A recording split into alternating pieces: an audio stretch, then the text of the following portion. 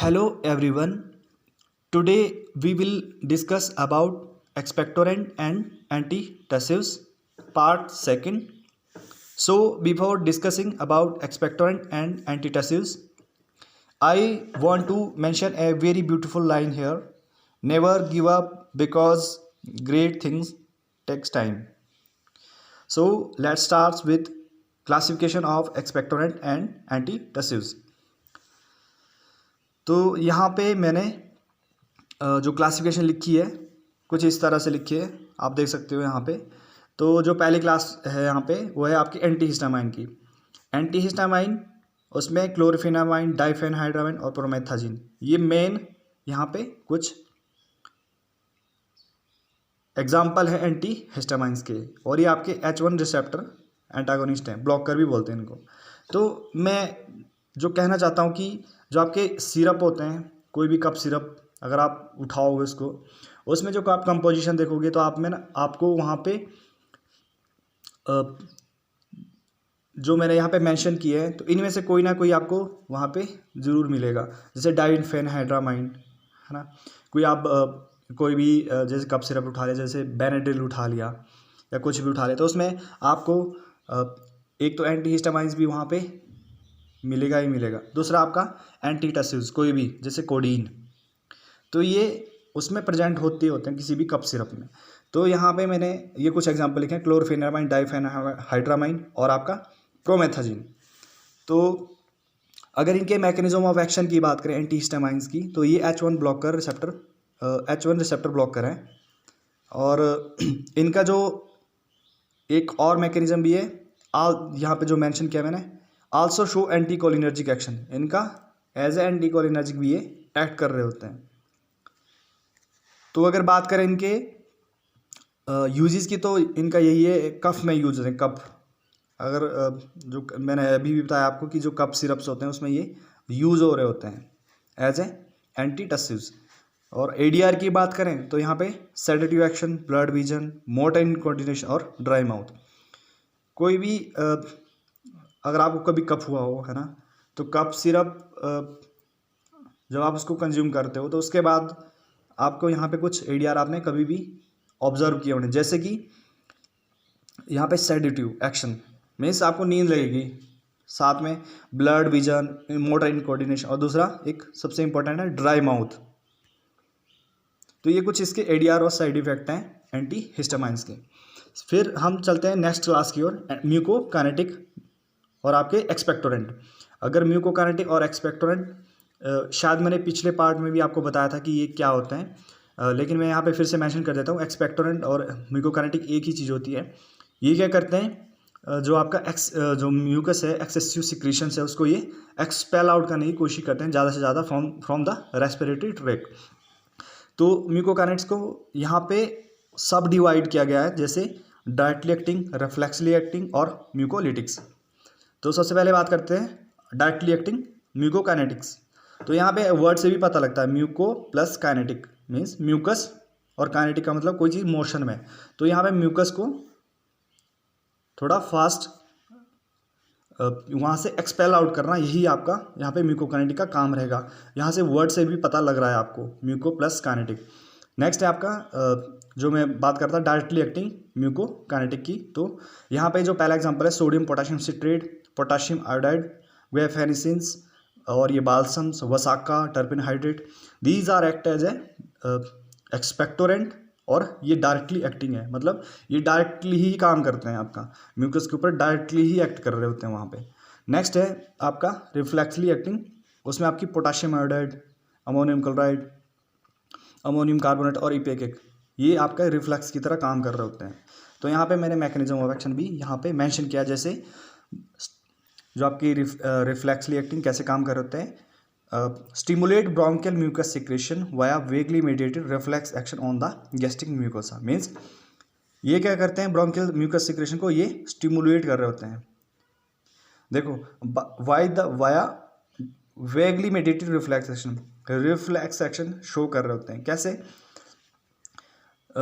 देखो यहाँ सिंपल सी बात है कि अगर आप जो ब्रोंकियल सिक्रेशन अगर ये थोड़ी फास्ट नहीं होगी ना, तो ये क्या करेंगे, अंदर आपने आपके जो रेस्पिरेटरी ट्रैक में ज़्यादा टाइम तक वहाँ पे स्टे करेंगे, उससे क्या होता है, इसकी विस्कोसिटी बढ़ती रहती है और आपको ज़्यादा से ज़्यादा प्रॉब्लम शुरू हो जाती है सांस लेने में, रेस्पिरेशन में।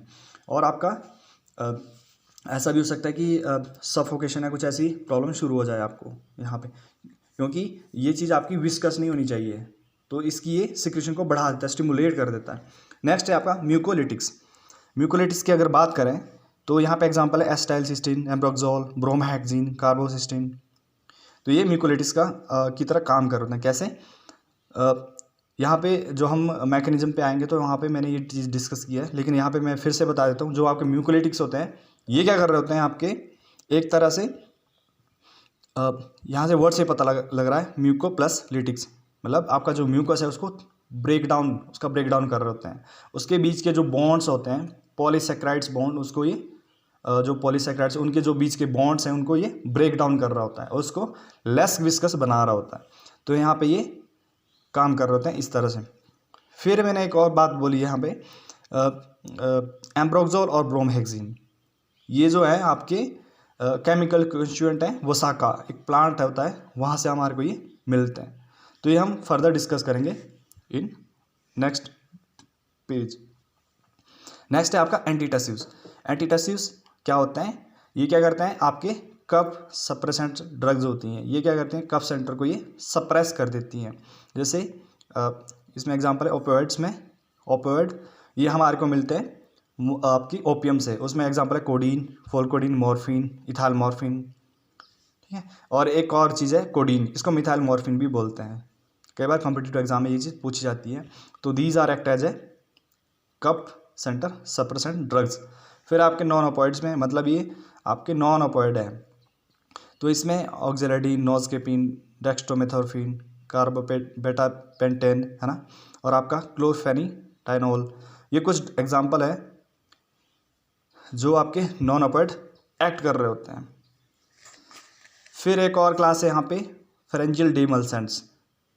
फेरेंजियल डिमल्सेंट्स मतलब इसमें जो एग्जाम्पल हैं उसमें लिकोराइस, ग्लिसरीन, लोजेंसिन, ये सब आते हैं। और इनका मैकेनिज्म ऑफ एक्शन की बात करें तो यहाँ पे lubricate and protect the mucus membrane.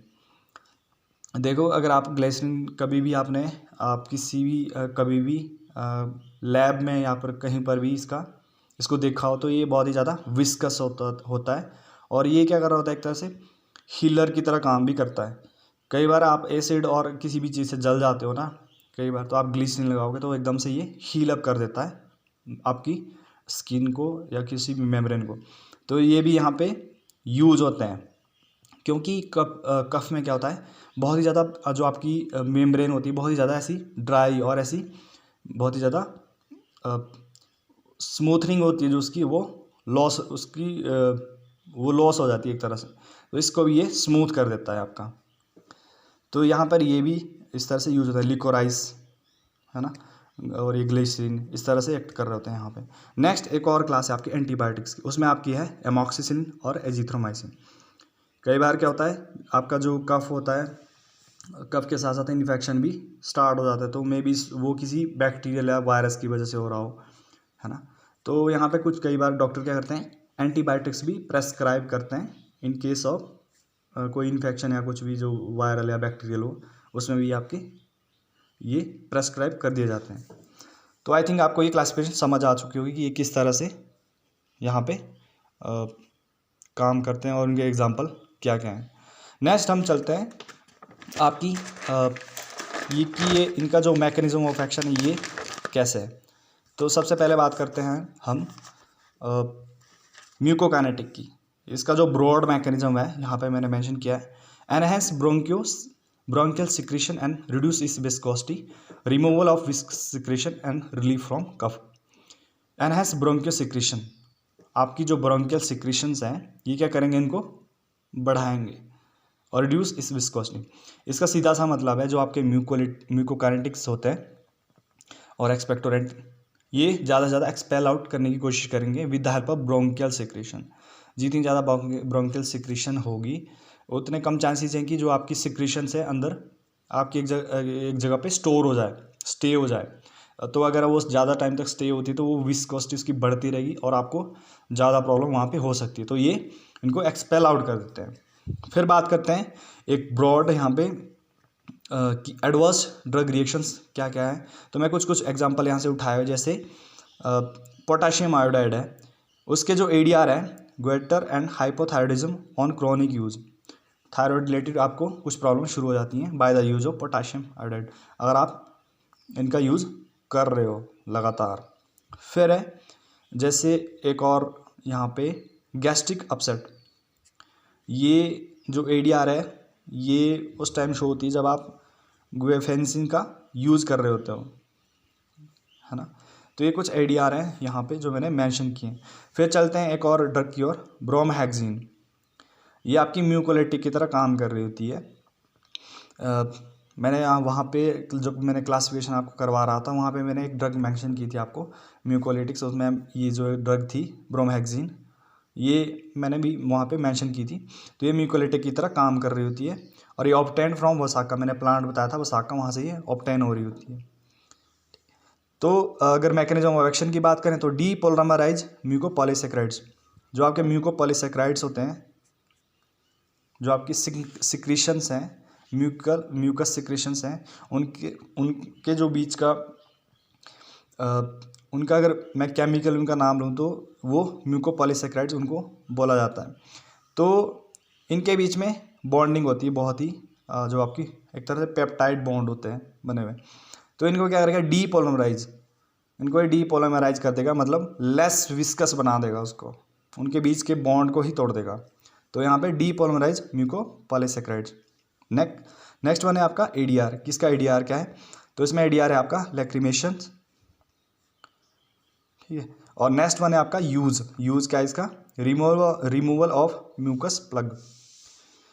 जो म्यूकस प्लग मतलब ज़्यादा विस्कस जो वहाँ पे विस्कोसिटी हो रही है उसको ये एक तरह से उसकी वजह से आपका म्यूकस प्लग बन जाता है, और म्यूकस प्लग बनेगा तो आपको प्रॉब्लम शुरू हो जाएगी।